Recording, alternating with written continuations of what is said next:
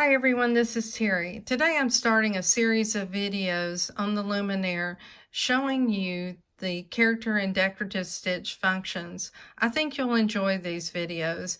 I want to be able to show you both sewing and then also on the machine itself and designing. And in order to do that, the video would be too long if I did it in one video. So I'd like it to break it up into manageable chunks of information. So this will be the first video in the series. We'll go into the Character Decorative Stitch menu, and you'll notice that you can select Utility or Character Decorative Stitch menu. You also need to know that this is the Edit function, and once we select stitches within the Character Decorative Stitches, you'll see that these will become active, or several of them will be active. Let's click off for right now. Across the top you'll find a scroll bar. There are 15 categories of decorative stitches, and one of those categories even includes utility stitches, which is really nice. You'll also see Disney stitches, and then you have 4 alphabets. And then you'll also notice the memory pocket. If you've watched my video covering the memory on the sewing side, you'll understand how to use the memory pocket. We'll cover some of that in this series, but we won't cover it with the same amount of information as that video, so I recommend that you watch it. Categories 6, 7, and 8 are all wide stitches. If you are on the utility stitch side, you're limited to a 7mm width. That's not true on decorative stitches.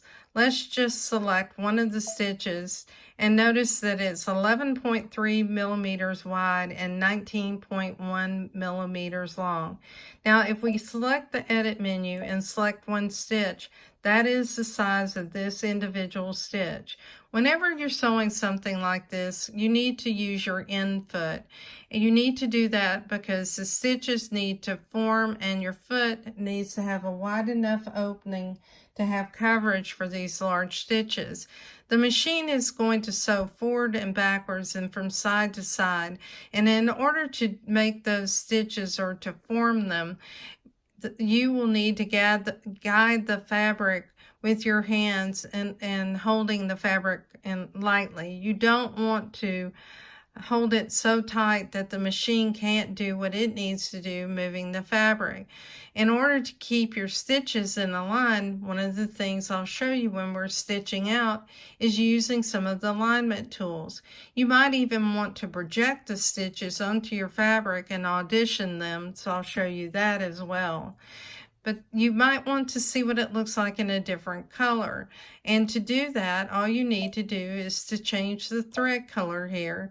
And you'll see that you can cycle through different thread colors and you can project those colors on your fabric using the projector. The other thing that you'll notice is there's a plus key here. Whenever you open the plus key, it activates the menu below it. Right now we'll turn it off and we'll just talk about a few other things first. You notice with the Edit menu that I chose to choose a singular pattern. Anytime you want to look at all of the stitches, you can do that by selecting the 3 stars. Click again, you select a single stitch and you select 1 star. The other thing you'll need to know is that you can also view these stitches in the viewer. You can zoom into it, and depending on the length of the stitch, some of these keys may be active, and you'll notice that the up down is active so that you can scroll to see the stitch combinations or stitches in this viewer. We'll close it for right now. The other thing that I want you to know is that you can delete a stitch. So to delete it, all you have to do is make sure that it's selected. And to know that it's selected, it's going to be like a lighter color of the color you've chosen. And just choose delete. Now it's gone. Let's go to category 7 and let's pick out a couple of stitches and combine those stitches. We'll choose 2 of the same stitch for right now. we'll choose 7-11 and we'll go back to edit and we'll choose a singular stitch. To add another stitch, choose the plus key. When you choose the plus key, go ahead and select the next stitch. I'll go ahead and choose 7-11 again, but what I need to do is mirror image it. And I want to mirror image this vertically, which is the bottom mirror image. This is going to be up and down. The horizontal is from side to side. It's the icon above. So we'll mirror image this, and we had those two kissing, or they're together, almost forming a script E in the center. Now, one of the things you can do with your stitches is you can adjust the stitch length. You'll notice the light blue stitch is selected, so I can change the width of the stitch, and I can change the length of it independently of the other stitch. But if I want to do this at the same time, let me go back to the default value, which was 9.2, and let's go back to the default length, which was 27.1.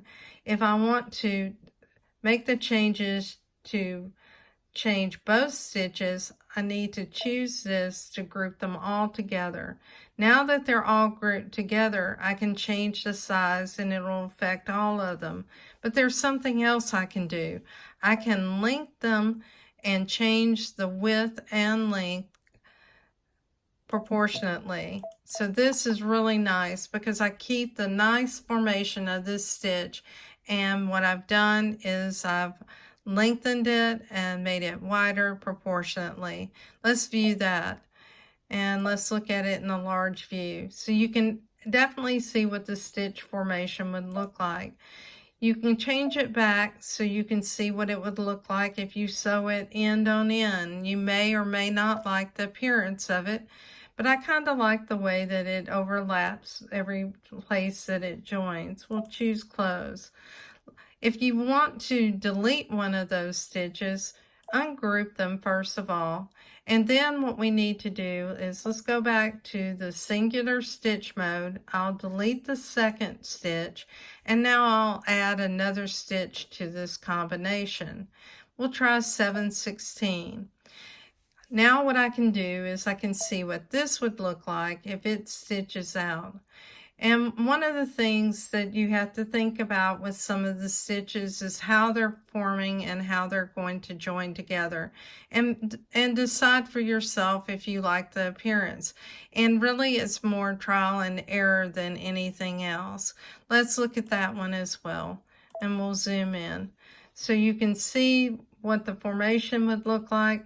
I might not like the way that this is forming here, but again, a lot of it is trial and error. We'll go ahead and select everything and delete that combination. Now let's look at another idea on combining stitches.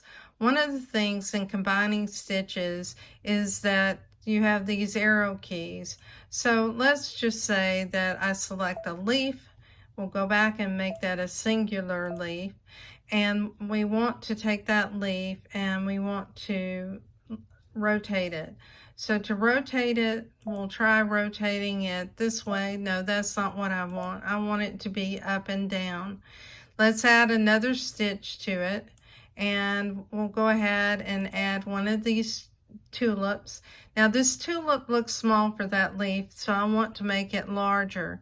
Since it's selected right now, I can go in and I can select the link, and I can make that tulip larger. Now let me add another flower to this combination. We'll go ahead and select one of these singular flowers, and we'll add another tulip. And let's find another tulip to add to it. And I'd like to go on and choose the same tulip, but this time what I want to do is go back and select the link, so I can link it proportionally and increase the size of this. And then what I want to do is to flip this from side to side. So now what I have is this pattern. If I choose to make this a series of stitches, this is what it would look like.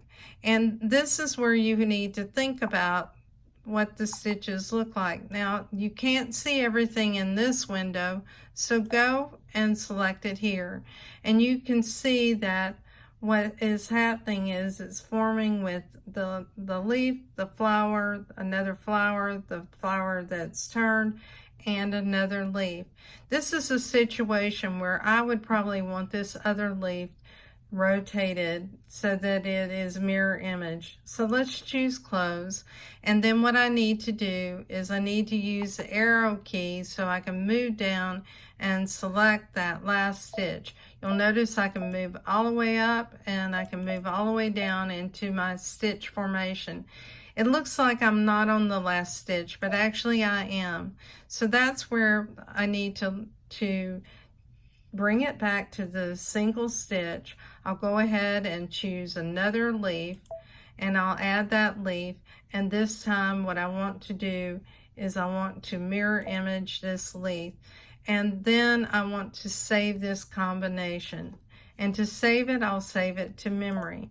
So in the case of this stitch pattern, what I would do is I would stitch out each series of stitches so that I can keep the leaf on each end. I hope this information has been helpful to you, and as I mentioned, this is lesson 1 in the series covering character and decorative stitches. We've covered the basics today. There's so much more information to cover, and I hope you're enjoying the videos. Thanks for your time.